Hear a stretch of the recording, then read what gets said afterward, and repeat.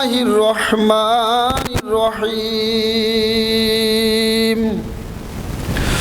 وقضى ربك ألا تعبدوا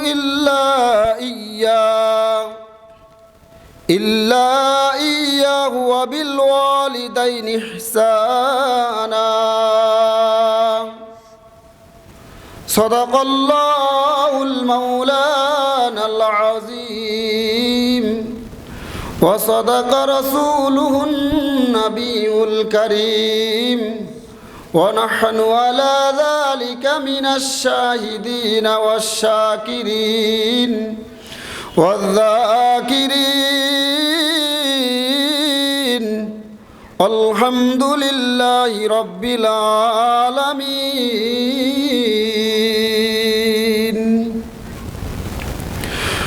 وعن أبي أمامة رضي الله تعالى عنه قال رسول الله صلى الله عليه وسلم أن رجلا قال يا رسول الله ما حق الوالدين على ولدهما قال هما جنتك ونارك أو كما قال النبي عليه الصلاة والسلام. या इलाही मुझको मुझसे दूर कर ताकि देखो मैंने तुझको एक नजर. अल्लाह अल्लाह क्या मुबारक नाम है, अल्लाह अल्लाह आशिकों का कम है. আলহামদুলিল্লাহ, বসুন্ধরা যুব তাফসীর কমিটির উদ্যোগে 2 দিন ব্যাপী এক বাৎসরিক তাফসীরুল কোরআন মাহফিলের সম্মানিত সভাপতি, প্রধান অতিথি, বিশেষ অতিথি, দূর দূরান্ত থেকে আগত আল্লাহ পাকের জাকিরিন শাকিরিন মুহিব্বিন মুরব্বানি আওয়াম,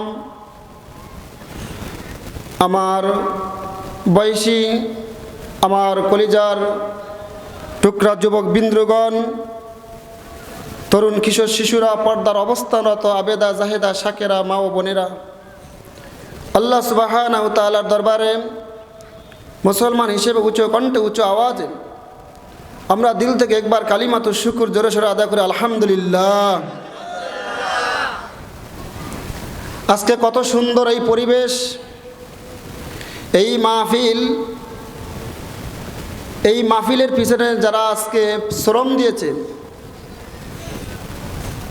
কি সুন্দর সামিয়ানা, প্যান্ডেল, লাইট, মাইক, এর ভিতরে যারা এলাকার যুবক ভাইরা, এলাকার বৃদ্ধ বাবাজিরা যারা শ্রম দিয়েছে, নিশ্চয় আল্লাহ তাআলা তাদেরকে এই মাহফিলের উসিলা করে অবশ্যই ক্ষমা করে দেবে ইনশাআল্লাহ.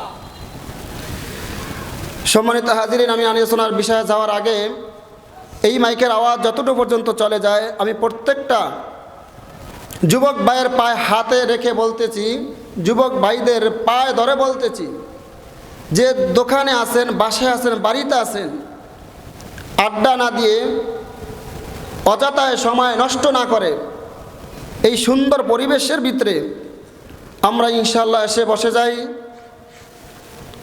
কোরআন হাদিসের মজমায় বসলেই ফায়দা. কোরআন হাদিসের মজমা বসলে আল্লাহ সুবহানাহু ওয়া তাআলা তাদের জীবনের গুনাহগুলো মাফ করে দেন. এত সুন্দর পরিবেশ, ফেরেশতারা আসমান থেকে জমিন পর্যন্ত এই মাহফিলের চতুর্দিকে বেষ্টন করে একের পর একজন কাঁধে কাঁধে পাড়া দিয়ে আসমানে চলে গেছেন. আল্লাহ জিজ্ঞেস করো, আমার মালাইকা তোমরা কোথায় গিয়েছো? বলে আমরা গিয়েছি বসুন্ধরা যুব তাফসীর কমিটির উদ্যোগে 2 দিন ব্যাপী মাহফিল, ওই জায়গায় হক্কানি ওলামা ইকরাম, আপনার হাবিবের ওয়ারিস, আল ওলামা ওরাসাতুল আম্বিয়া, ওলামা ইকরাম আলেমরা আপনার মহাগ্রন্থ আল কোরআন থেকে কিছু কথা বলেন, আর আপনার বান্দারা, গুনাহগার বান্দারা কিছু কথা শুনে জান্নাত জাহান্নামের বয়ান চলে। এই কথাগুলো শুনতেছে আর আমরা দেখে আসলাম। তখন আল্লাহ সুবহানাহু ওয়া তাআলা ডাক দিয়ে বলে, আমার ফেরেশতারা, তাদের কি ঘর নাই, বাড়ি নাই? তখন ফেরেশতারা ডাক দিয়ে বলে, ওগো আল্লাহ, তাদের বাড়িও আছে, ঘরও আছে, তাদের থাকার জায়গার অভাব নাই, কিন্তু তারা গুনার কথা স্মরণ করেন। আজকে এই মাহফিলের ভিতরে অংশগ্রহণ করেছেন, আর এই মাহফিল শেষ করার পরে যখন বাড়িতে যাবেন, আল্লাহ আপনার কাছে খাস তওবা করে যাবে। তওবা করা দরকার আছে কি নাই? এই জন্য যারা এখন আসে নাই, আমি সবাইকে বারবার আকুল আবেদন করে বলতেছি, তারা যেন মাহফিলের দিকে চলে আসে। সম্মানিত হাজিরিন, আজকের আলোচ্য বিষয় নিলাম মা বাবার হক সন্তানের উপরে কতটুকু। এখানে ওলামায়ে কেরাম আছেন, আলেম ওলামারা আছেন। আমি মহাগ্রন্থ আল কোরআন থেকে, এই কোরআনের মধ্যে 30 পারা, এই কোরআন 30 পারা, কয় পারা? সন্দেহ আছে? এই কোরআন 30 পারা, 114টা সূরা, 30 পারা কোরআনের ভিতরে 114টা সূরার মধ্যে 14টা হলো সেজদা, 6666 আয়াত। তার মধ্যে সূরাতুল ফাতিহা হইল 1 নম্বর সূরা, তারপর 72 নম্বর সূরা সূরা বাকারা, সূরা আল ইমরান। এইভাবে ধারাবাহিক আল্লাহ তাআলা এই কোরআনের ভিতরে প্রত্যেকটা আয়াতে আল্লাহ তাআলা এই কোরআন দিয়া প্রত্যেকটা মানুষকে প্রশ্নের উত্তর বুঝিয়ে দিয়েছেন। সুবহানাল্লাহ বলেন।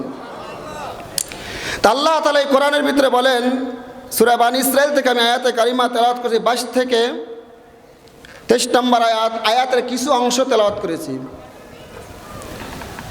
এই কিছু অংশ আয়াতকে আমি সামনে রেখে নবীজির হাদিস, বিশ্ব নবী মুহাম্মদ রাসূলুল্লাহ সাল্লাল্লাহু